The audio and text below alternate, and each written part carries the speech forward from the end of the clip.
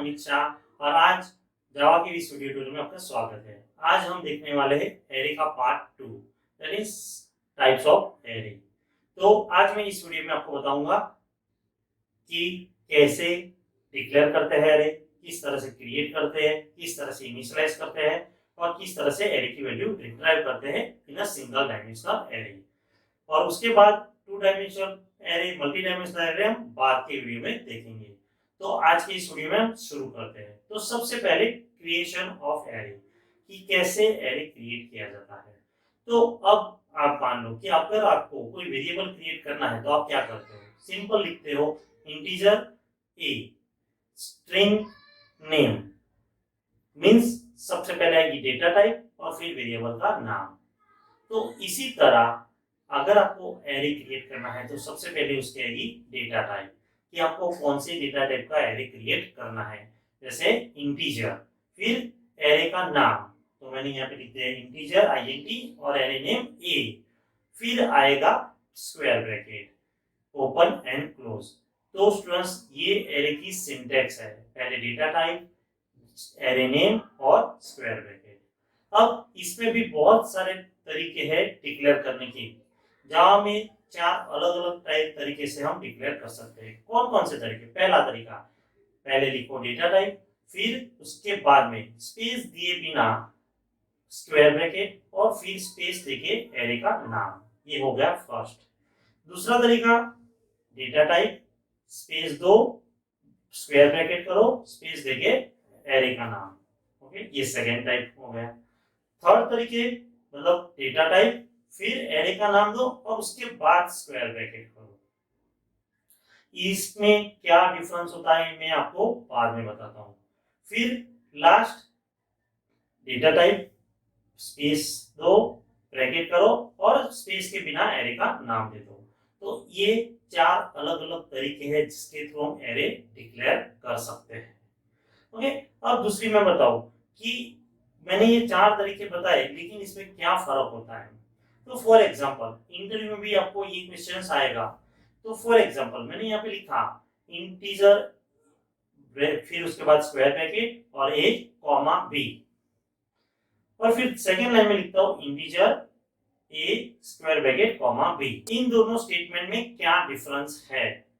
तो पहला जो स्टेटमेंट है उसमें इंटीजर स्क्वायर ब्रैकेट ए कॉमा बी लिखूंगा, तो इसका मतलब होगा हमारा एरे का नाम है वो ए भी है और बी भी है। दैट मींस हमने 2 एरे क्रिएट किए हैं, ए और बी दोनों। ओके, लेकिन जो सेकंड स्टेटमेंट है उसमें सिर्फ integer a square bracket comma B. तो जो ए है वो है एरे और जो बी है वो है प्रिमिटिव डेटा टाइप।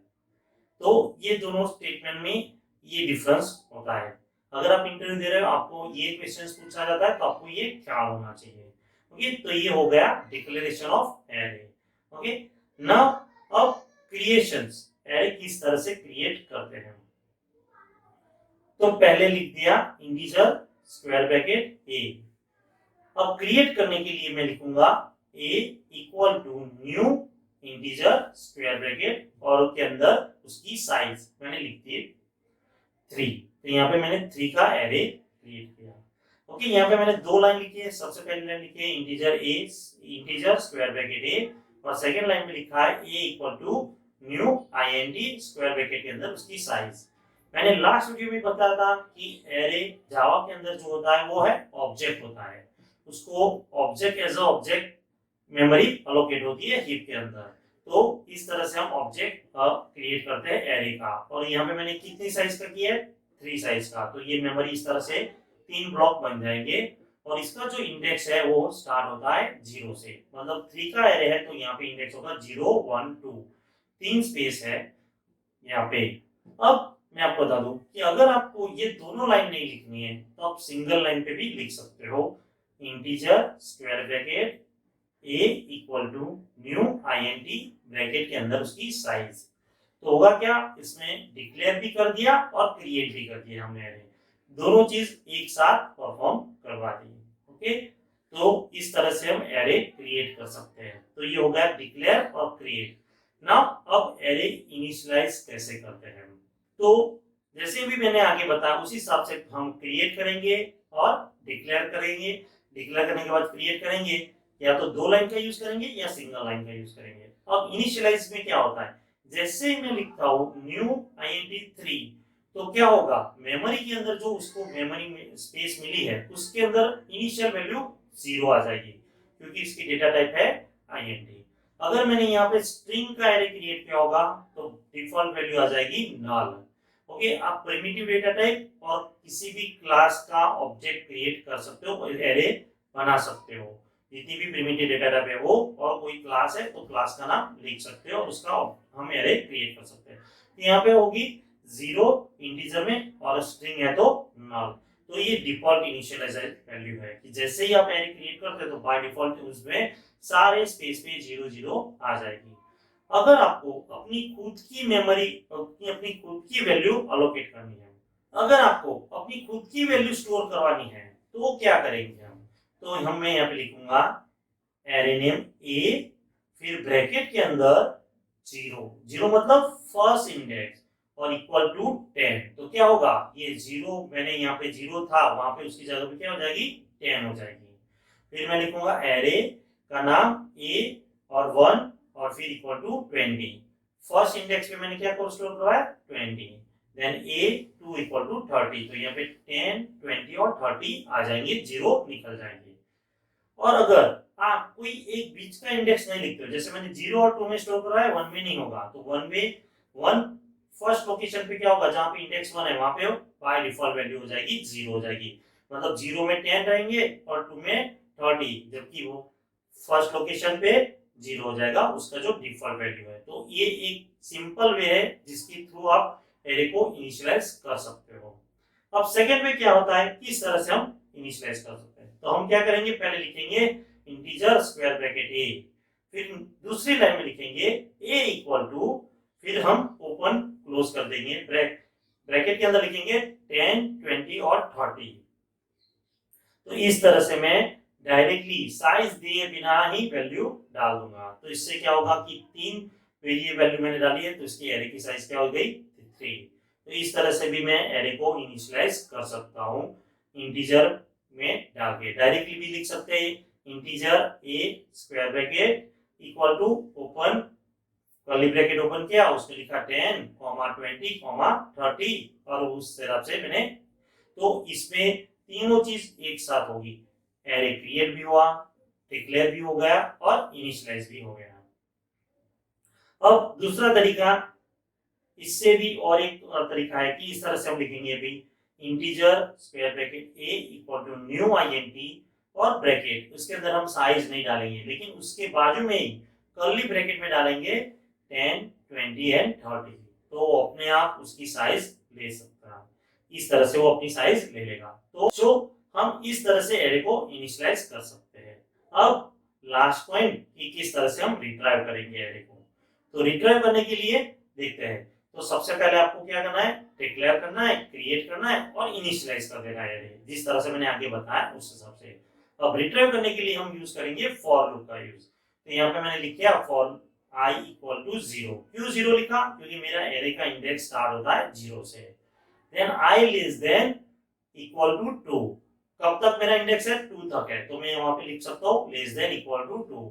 और अगर लेस देन इक्वल टू नहीं लिखना है, सिर्फ लेस देन लिखना है, तो मैं लिख दूंगा 3। तो मैं लिखूंगा i equal to 0, i less than 3 i plus plus. अगर आपको इंडेक्स या एरे की साइज नहीं पता, डायनामिकली आपको लिखना है कि उसकी साइज क्या आएगी, तो आप इस तरह से भी लिख सकते हो i equal to 0, i less than a dot length. Length करके मेथड है जो आपको एरे की लेंथ फाइंड करके दे देगी कि इस एरे की कितनी साइज है, कितने एलिमेंट उसमें स्टोर है, तो वो आपको लेंथ दे देगा और i प्लस प्लस। अब हम प्रिंट करवाते हैं 1 बाय 1। तो यहाँ पे मैं फॉर लूप के अंदर लिखूंगा system dot out dot println a of i। तो क्या होगा, जैसे i की वैल्यू पहले 0 है तो यहाँ पे क्या आ जाएगा a ऑफ 0, तो प्रिंट होगा 10। फिर i की वैल्यू 1 है तो क्या होगा a ऑफ 1 20, i की वैल्यू 3 होगी, सॉरी i की वैल्यू 2 होगी तो क्या होगा a ऑफ 2 30। अगर i की वैल्यू 3 हो जाती है तो क्या होता है, मतलब यहाँ पे मैं i ऑफ 3 प्रिंट करवाता हूँ तो क्या होगा, तो आपको कंपाइल हो जाएगा, लेकिन आपको रन टाइम पे एक्सेप्शन आएगा, array index out of bound exception. ये एरे का जो इंडेक्स है उसकी बाउंड्री के बाहर जा रहा है, तो वो रन टाइम एक्सेप्शन जनरेट होगा। अब मेन पॉइंट मैं जो आपको बताता हूँ, जो इंटरव्यू में भी पूछे जाते हैं, क्या मैं एरे की साइज को 0 से इनिशियलाइज कर सकता हूँ? तो हाँ, मैं यहाँ पे लिखूंगा integer a bracket equal to new integer 0। हम 0 से एरे को साइज दे सकते हैं, डिक्लेयर कर सकते हैं। ओके, ये कंपाइल भी हो जाएगा, रन भी हो जाएगा। इसमें हम वैल्यू स्टोर नहीं करा सकते, लेकिन एरर नहीं आएगी। अब मैं एरे की साइज को नेगेटिव डालता हूँ, क्या होता है कि भाई -3।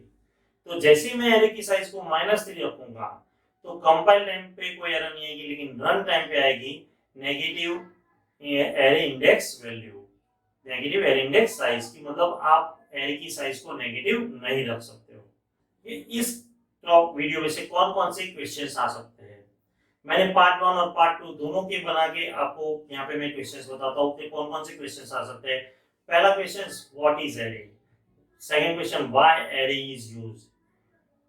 Then how to declare a array? Next question is, क्या हम एरे की साइज को 0 रख सकते हैं या नहीं? क्या हम एरे की साइज नेगेटिव रख सकते हैं कि नहीं? How to retrieve the value of array? Thank you for watching this video.